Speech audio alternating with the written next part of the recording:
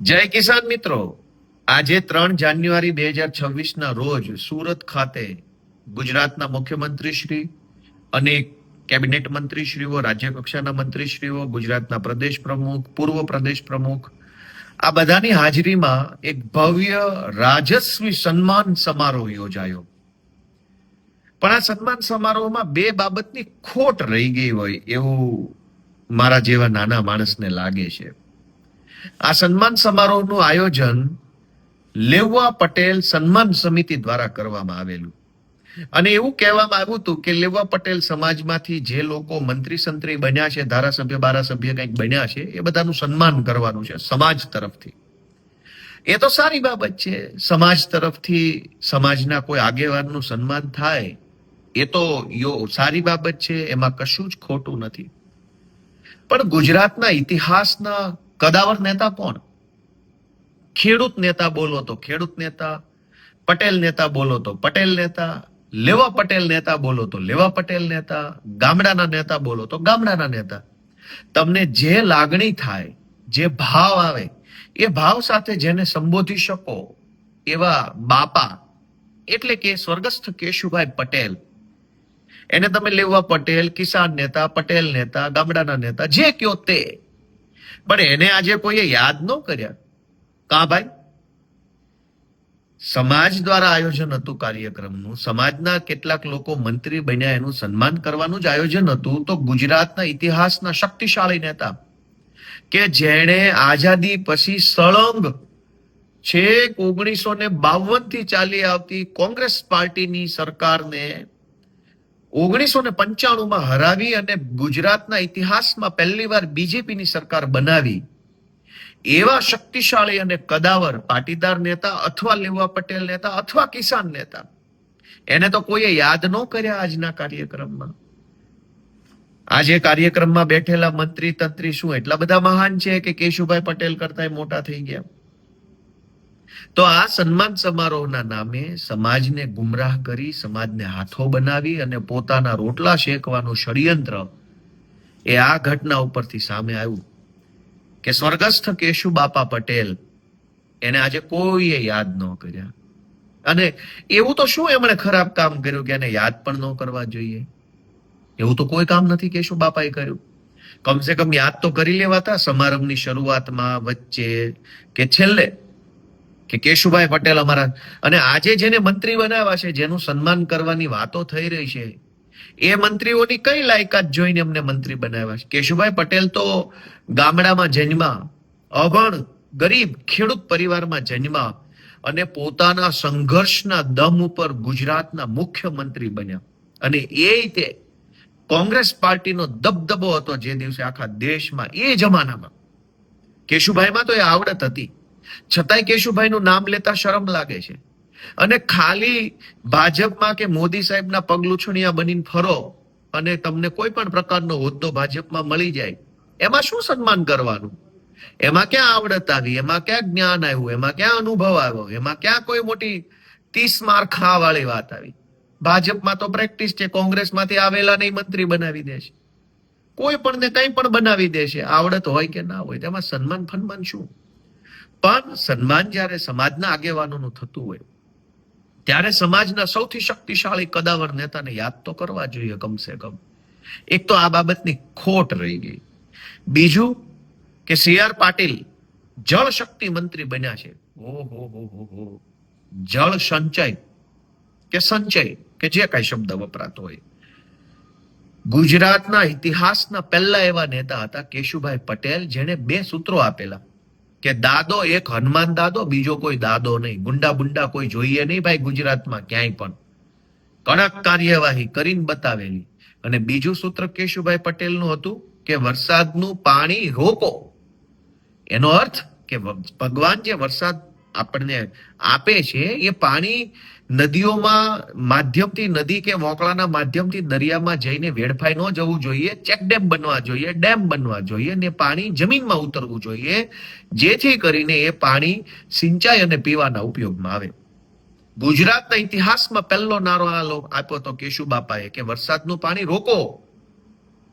આજે જળશક્તિ મંત્રી તરીકે સી.આર. પાટીલના વખાણ કરવામાં કોઈ ખામી ન રાખી બધાએ. ઓહો, એવા વખાણ કર્યા કે જાણે આ એક જ મહાપુરુષ છે ને બાકી બધા ભાજીમૂળા છે ગુજરાતમાં. તો કેશુબાપાને યાદ કરીને કલ્પસરની વાત કેમ ન કરી આજના કાર્યક્રમમાં?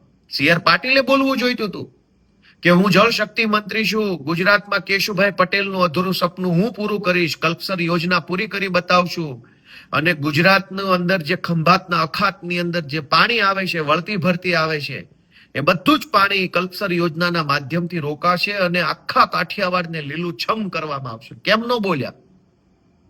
લેવા પટેલ સન્માન સમિતિ બોલવું તો જોઈતું હતું કે કેશુભાઈ પટેલનું અધૂરું સપનું શું છે, કલ્પસર યોજના, રોકો પાણી. પણ ભગવાન ભરોસે ચાલે છે બધું. ક્યાં સુધી સમાજને આમ ગુમરાહ કરવામાં આવશે? ક્યાં સુધી? અને શું કામ આવું કરવું છે? કોણ પોતાની સંપત્તિના કોથળા બાંધીને સ્વર્ગમાં યમરાજ સુધી લઈ ગયા છે? જે કોઈ લોકો રૂપિયા વાળા બન્યા છે એ કોણ રૂપિયા લઈને ઉપર ગયું છે ભાઈ? તો શું કામ સમાજને આટલી હદે તમે ભાઈ? ગરીબ માણસ પાસે અત્યારે ભણાવવાના પૈસા નથી, ખાવાના પૈસા નથી. હીરા ઘસતો માણસ કેમ જીવન જીવે છે એની વેદના કોઈ જાણવા પૂછવા વાળું નથી. તો શું કામ આ બધું કરવું છે? કોઈ તો સવાલ પૂછો ભાજપની સરકારને કે આ તમારા 30 વર્ષની સરકારમાં ઘરે ઘરે લોનો લેવી પડી છે. ભણવાની લોન, દવાખાનાની લોન, મકાનની લોન, ધંધાની લોન, જમીન ઉપર લોન, વિદેશ જવાની લોન. કોઈ તો પૂછો કે આ શેનું સન્માન થાય છે? લોનો લેવી પડી એનું સન્માન? કેશુભાઈ પટેલ જેવો આગેવાન કે જેણે એમ કીધું પાણી રોકો વરસાદ. કેન્દ્રીય સી.આર. પાટીલ જળશક્તિ મંત્રી બન્યા. કરોડો રૂપિયાની ગ્રાન્ટ બેફામ ભ્રષ્ટાચારમાં વપરાય છે. હું ધારાસભ્ય છું. કેશુભાઈ પટેલ જ્યાંથી ધારાસભ્ય હતા ત્યાંથી ધારાસભ્ય છું. હું જોઉં છું નજરે કે જળ શક્તિ મંત્રાલયમાં અબજો રૂપિયાનો ભ્રષ્ટાચાર ખાલી ભાજપના નેતાઓ કમાય એ માટે થાય છે. કેશુભાઈ પટેલની સરકાર જો ભાજપ વાળાએ ચાલવા દીધી હોત ને તો આજે કલ્પસર યોજના બની ગઈ હોત. આખું કાઠિયાવાડ લીલું છમ હોત. હજારો લોકો ખેતી કરીને સુખનો રોટલો કમાતા હોત. અહીં સુરત કે અમદાવાદ કે રાજકોટ ન આવવું પડ્યું હોત મજબૂરીમાં. ગામડામાં ખેતીમાં પાણી નહીં, જે કાંઈ પકવો એનો ભાવ નહીં, અને ગુંડાઓના ત્રાસથી કંટાળી અને કાઠિયાવાડ છોડીને સુરત આવ્યા. તો આ ભાજપની ટોળકી સુરત આવી કે લ્યો અહીંયા અમારું સન્માન કરો. પણ કાકા કાઠિયાવાડમાં પાણી આપ્યું હોત, ગુંડાઓથી કાઠિયાવાડને આઝાદી અપાવી હોત તો તમારું સન્માન વ્યાજબી હતું. તમારા પાપે તો કાઠિયાવાડ બાપ દાદાનું ગામ મૂકી, બાપ દાદાની જમીન મૂકી, બાપ દાદાના દેવદેરી મૂકીને અહીં સુરત આવવું પડ્યું છે. અને તમે હવે અહીંયા આવીને સન્માનો અમારી પાસે કરાવો છો.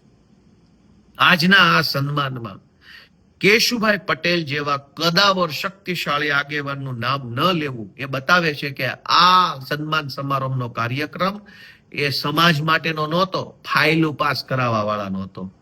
કોકની સરકારી ખૂણાના પ્લોટની ફાઇલ અટવાઈ છે, કોકની રિંગ રોડ ઉપરની જમીનની ફાઇલો અટવાઈ છે, કોકની આ ફાઇલ, કોકની યુનિવર્સિટીની, કોકની કોલેજની, કોકની પ્રાઇવેટ સ્કૂલની ફાઇલો, બધાએ પોતપોતાની ફાઇલો માટે થઈને રાખ્યો સન્માન સમારોહ ને નામ આપ્યું સમાજનો સન્માન સમારોહ. સમાજનો હોત તો કોઈ તો કહેત કે આ ડ્રગ્સ શેનું વેચાય છે ગુજરાતમાં, સુરતમાં આટલું બધું. અરે રે ભગવાન બધાને સદબુદ્ધિ આપે એવી હું તો નાના માણસ તરીકે પ્રાર્થના કરું છું. હું તો કઈ એવડો મોટો કદાવર માણસ નથી. મારી પાસે કઈ એવા પૈસા નથી કે એવું મોટું ટોળું નથી કે એવો કઈ હું કઈ છું નહીં કે હું કઈ કહી શકું. પણ મને પીડા થાય છે, દુઃખ થાય છે કે આ શું હાલે છે. આ શું, કેવા લોકોના સન્માન કે જેણે આપણો બાપ દાદાનો મલક મૂકવા મજબૂર કર્યા એનું સન્માન. અને અહીં સુરત આવ્યા તો આપણા છોકરાને ડ્રગ્સના રવાડે ચડાવ્યા એનું સન્માન. જેણે આપણા છોકરાને ભણવા માટેની વ્યવસ્થા ન કરી પ્રાઇવેટ સ્કૂલોમાં આપણને એકદમ લૂંટાવી દીધા એનું સન્માન. આ શું સન્માન? કેશુબાપા પટેલ કે સરદાર પટેલ જીવતા હોત તો શું આવું હોત ગુજરાતમાં? સરદાર પટેલના ફોટા મૂકીને કાર્યક્રમ કરો છો, પણ સરદાર પટેલ જીવતા હોત તો પ્રાઇવેટ સ્કૂલો હોત કે સરકારી સ્કૂલો હોત? સરદાર પટેલ જીવતા હોત તો પ્રાઇવેટ દવાખાના હોત કે સરકારી દવાખાના હોત? એટલી બધી પીડા થાય છે, શું બોલવાનું. અને અમારી જેવા નાના માણસ બોલે તો સાંભળે કોણ આપણને? આપણે તો ગરીબ માણસ, નાના માણસ, આપણે તો તાલીઓ પાડવા જન્મા છીએ કે સી.આર. પાટીલનું સન્માન પટેલ સમાજ તરફથી થાય છે, પાડો તાલીઓ, એટલે જોર જોરથી તાલીઓ પાડવાની, કેમ કે આપણે જૈનમાં જે હાટું છીએ. આપણી જેવા નાના માણસનું કોણ સાંભળે? અને આપણી જેવા નાના માણસની પીડાને પીડાય કોઈ ગણતું નથી. પીડા તો ખાલી પૈસા વાળાને થાય એ જ પીડા છે, નાના માણસની તો પીડા જ નથી બાપા. આજના કાર્યક્રમમાં કેશુભાઈ પટેલને યાદ નથી કરવામાં આવ્યા અને કલ્પસર યોજનાને યાદ નથી કરવામાં આવ્યા. એટલે મને એવું લાગે છે કે આજનો કાર્યક્રમ છે એ કોઈ સમાજ બમાજ માટે નથી, ફાઇલું વાળા માટે હશે. ભગવાન એની ફાઇલું ક્લિયર કરે, એને વધુ રૂપિયા વાળા બનાવે. હું તો 1000 હાથ વાળાને એવી પ્રાર્થના કરું કે આ રૂપિયા વાળાને એવી શક્તિ આપે કે એના રૂપિયા લઈને સ્વર્ગ સુધી જઈ શકવા જોઈએ. કેમ કે હવે એટલું બધું કમાયા છે ને લઈને નહીં જઈ શકે તો શું કામનું? હું તો ભગવાનને 1000 હાથ વાળાને એવી પ્રાર્થના કરું છું કે આ જેટલા પણ રૂપિયા કમાયા છે એ બધા લોકોને ભગવાન એવી કંઈક માયાવી શક્તિ આપે કે 50-50 કરોડ રૂપિયા કમસે કમ પોતાની હારે યમરાજના દરબાર સુધી લઈ જઈ શકે. ન્યાય ક્યાંક લાંચ બાંચ આપીને પૈસા આપીને ન્યાય પાછું કંઈક થોડુંક કમાણી કરી શકે, એવું ભગવાન એને કંઈક માયાવી શક્તિ આપે એવી પ્રાર્થના સાથે જય કિસાન, જય માં ઉમા ખોડલ.